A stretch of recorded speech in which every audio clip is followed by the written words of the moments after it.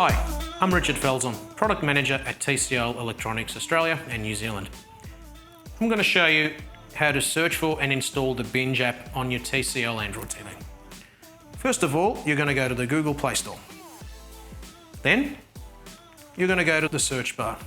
So simply select your search icon. Now, because Binge is such a popular app, you can actually already see it as a popular app or as a recommended app. But if it's not there, this is how you search for it. You go up to the search bar and you simply type in the words Binge.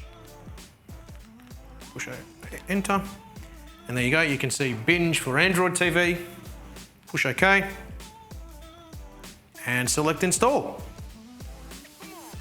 Okay, so Binge is now successfully installed on your TCL Android TV.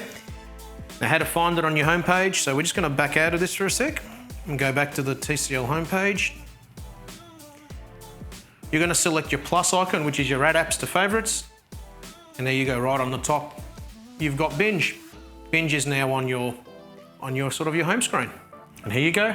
Binge is now installed on your TCL Android TV. You have all the access to all the wonderful content that's available. Be sure to subscribe to our channel for more exciting tips and tricks. Thank you.